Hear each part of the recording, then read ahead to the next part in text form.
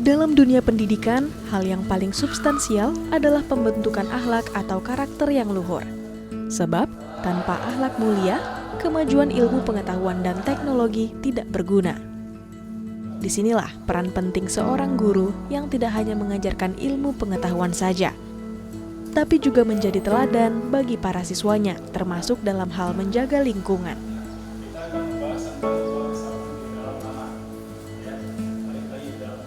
Risdani Yasir, Green Teacher atau guru berwawasan lingkungan ini mengajar di Madrasah Aliyah Negeri Asahan, Sumatera Utara. Ia mengabdikan diri menjadi guru lingkungan hidup sejak tahun 2009.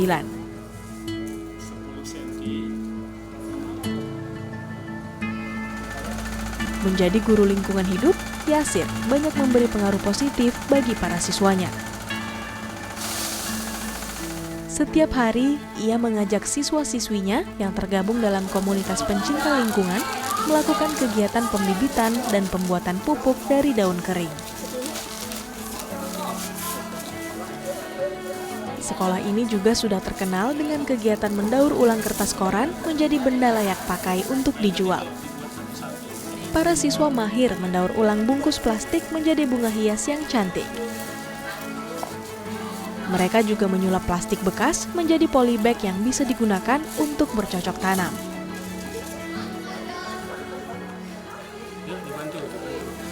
Kegiatan cinta lingkungan yang digagas Yasir tidak saja dapat membuat lingkungan sekolah menjadi bersih dan asri. Lebih dari itu, Yasir sudah menanamkan karakter cinta lingkungan kepada para siswanya sehingga mereka dapat bersama-sama menjaga bumi.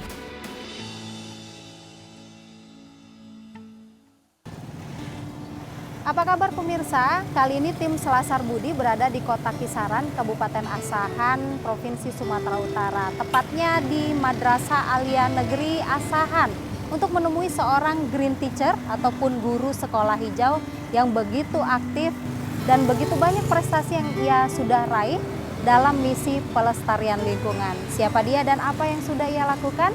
Saya Rahma Mandasari. Inilah Selasar Budi.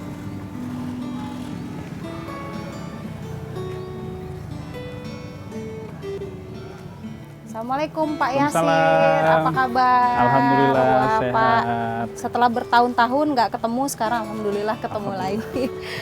Pak Yasir, Man Asahan ini kan sudah menjadi sekolah hijau dan ini waktu itu Bapak yang menginisiasi ya? Di tahun berapa itu Pak? Kalau kita mulainya dari tahun 2008. Nah 2008 kita coba sedikit merubah wajah Man Kisaran waktu itu ya. Kemudian sekarang sudah berubah nama menjadi Man Asahan.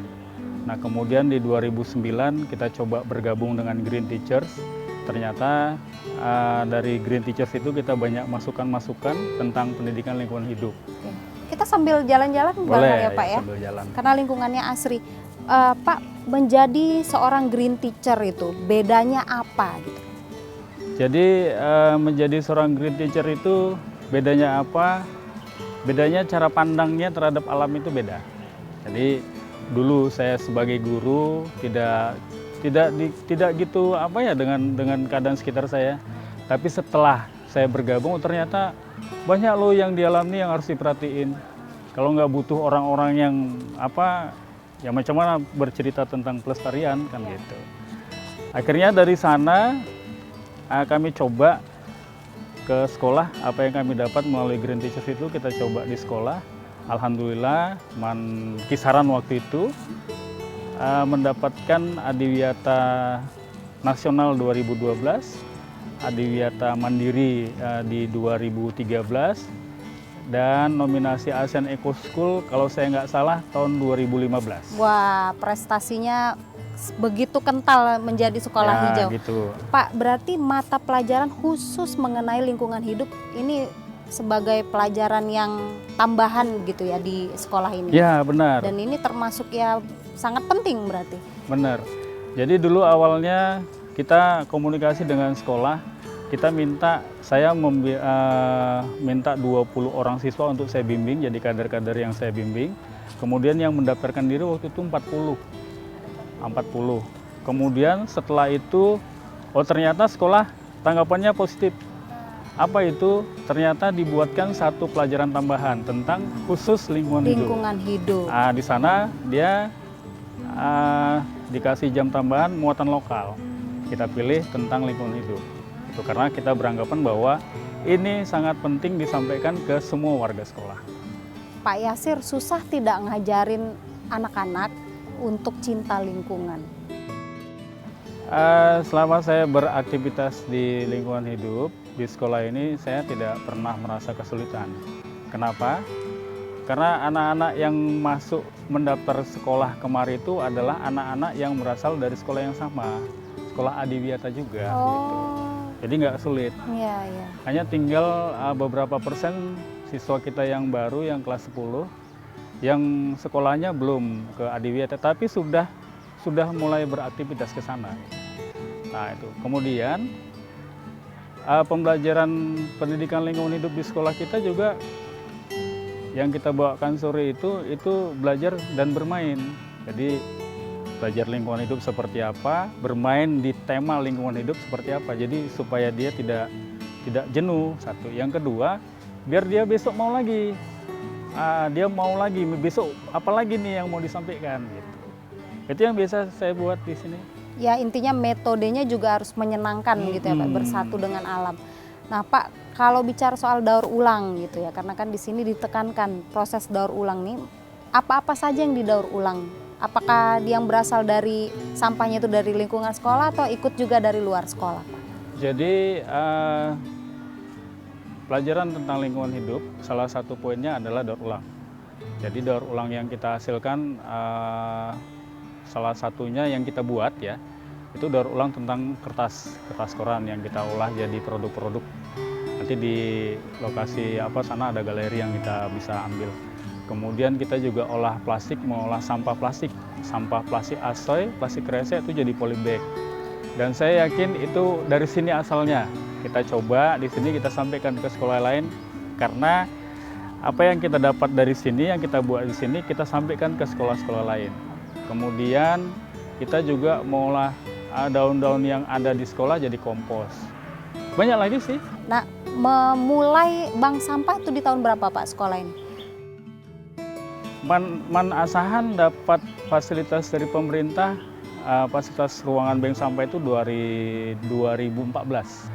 Karena serah terima bangunannya juga sedikit agak terlambat, jadi kami mulai 2016.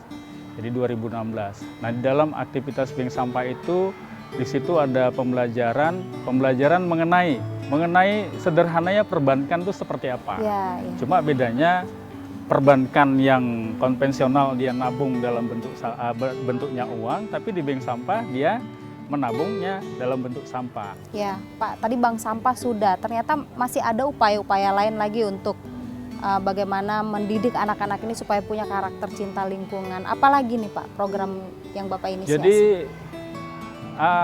kader yang saya bimbing itu selama di MAN dia harus wajib bisa jadi tutor. Jadi tutor sebaya. Apa itu tutor sebaya? Tutor sebaya itu memberikan kesempatan kepada anak-anak untuk jadi guru. Jadi kita bimbing, kita benahi, kita bekali, kita dampingi di sini, semua yang dia butuhkan nanti di lapangan kita bekali. Nah, nanti dia akan kita fasilitasi. Kemana? Jadi lokasi tutor sebaya saya yang nentukan.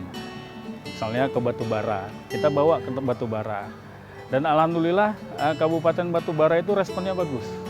Jadi kita sampaikan ke satu sekolah, Pak minta tolong kumpulkan banyak sekolah supaya ada kader-kader yang kita akan buat di sana. Nanti tutor sebaya yang dari sini akan kita bawa. Nah, alhamdulillah tutor sebaya di sini bukan hanya di MAN Asahan, tapi di banyak sekolah di Asahan. Sudah, awalnya dari sini. Awalnya dari sini. Jadi pembekalan tutor sebaya itu dari sini. Wah, luar biasa ya pemirsa, inisiasi dari Green Teacher yang satu ini. Baik Pak Yasir, nanti kita lanjut lagi di segmen berikutnya. Pemirsa, seperti apa kiprah Pak Yasir Green Teacher ini dalam membentuk karakter peserta didiknya untuk menjadi generasi yang cinta lingkungan. Yuk kita lihat dalam tayangan berikut.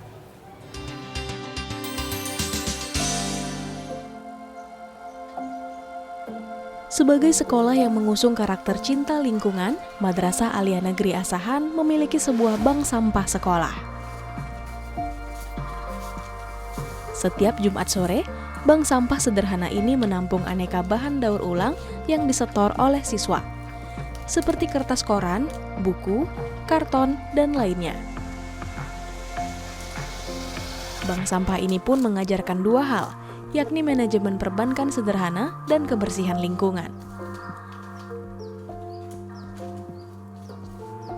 Tidak terbatas kepada para siswa di lingkungan sekolah saja, sebab Yasir juga membina masyarakat desa untuk menjaga lingkungan dan mendaur ulang sampah menjadi benda layak pakai. Seperti pada kelompok binaan Yasir di Desa Tanah Rakyat Asahan ini. Yasir membekali para ibu rumah tangga ini membuat tas unik berbahan bungkus plastik. Mereka malah sudah menjual hasil kerajinan ini, sehingga kerajinan ini dapat mendongkrak perekonomian mereka.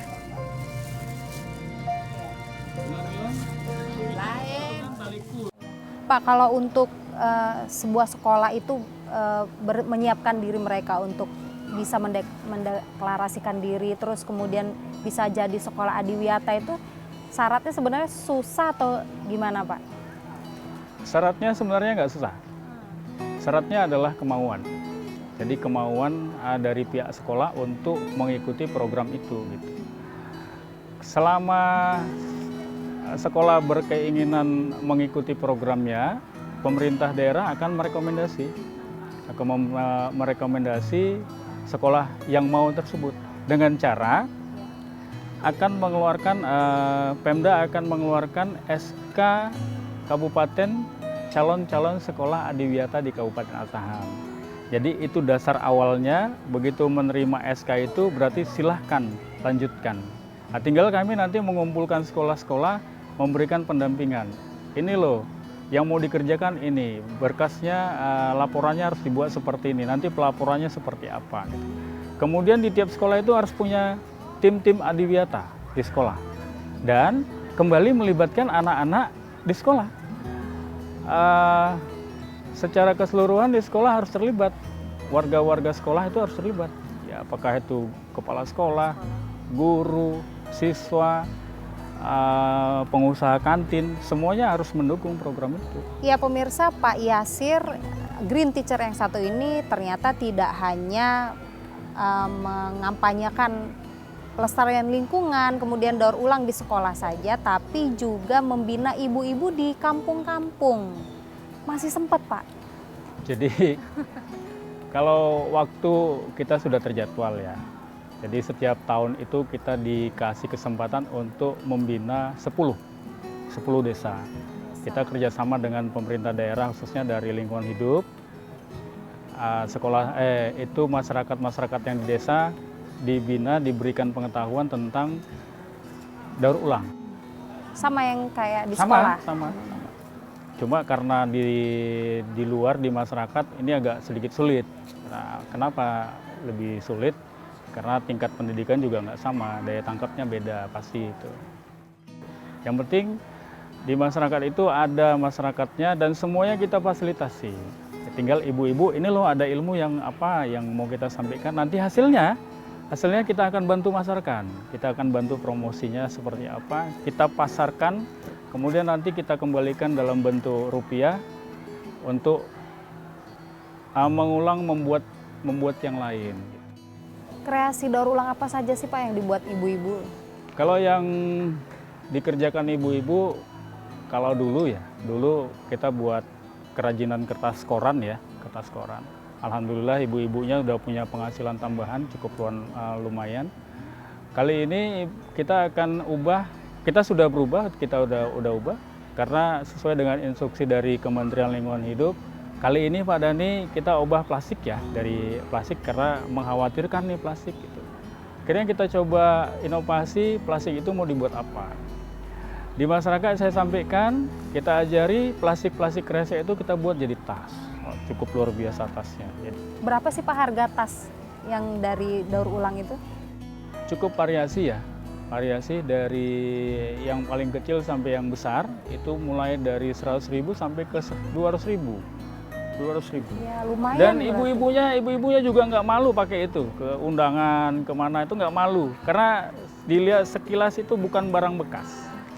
persis bukan pramuka.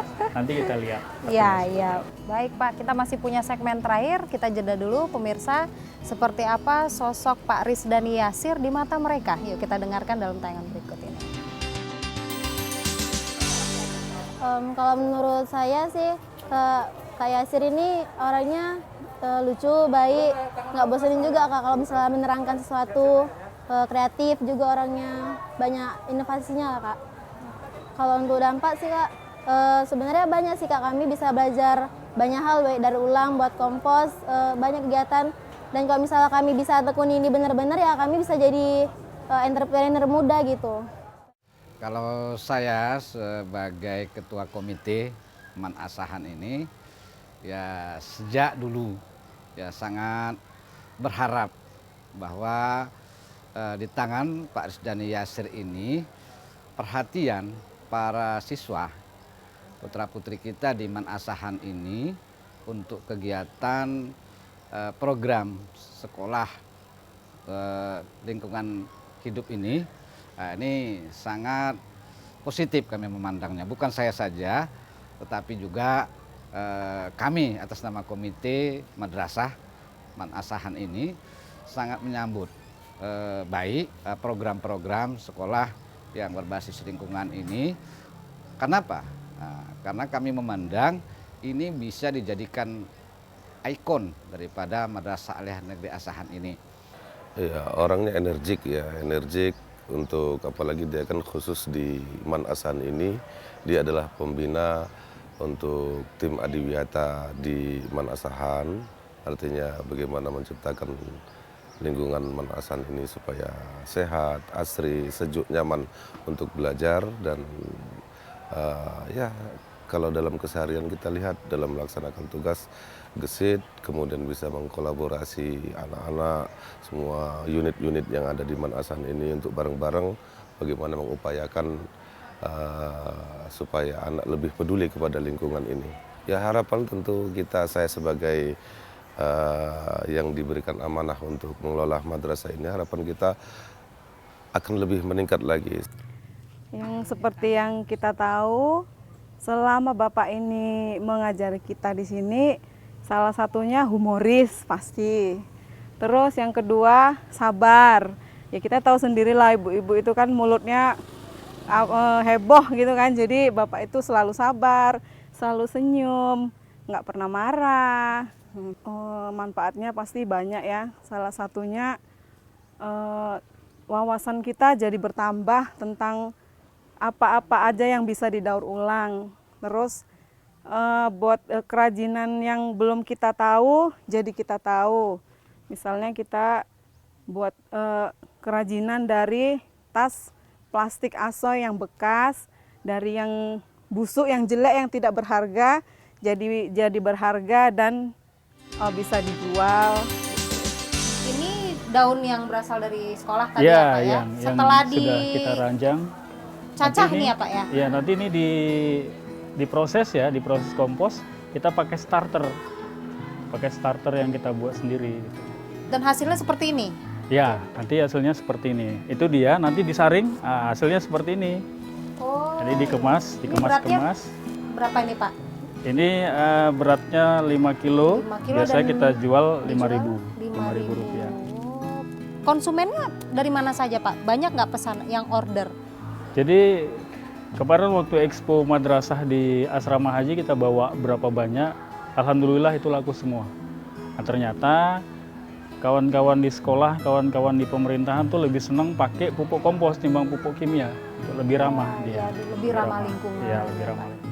Pak, setelah terbayang nggak Bapak kalau flashback ya beberapa tahun yang lalu sejak Bapak mengabdi menjadi seorang guru, terus jadi green teacher gitu. Dengan apa yang Bapak lakukan dari awal hingga sampai sebesar ini loh Pak. Itu pertanyaan istri ya. Pertanyaan istri saya, ayah dulu pernah mimpi nggak sampai kemari? Kemudian anak-anak saya juga tanya, ya untuk sampai kayak ayah ini seperti apa?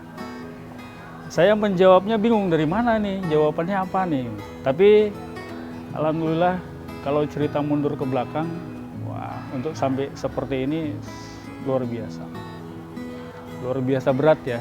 Artinya saya dan kawan-kawan di sekolah itu kerjanya luar biasa berat gitu. Ya alhamdulillah semua kerja yang berat yang kami kerjakan dapat hasil. Jadi kami dapat ruang bank sampah, tidak sepeser pun kami keluarkan uang, tapi ini dari pemerintah.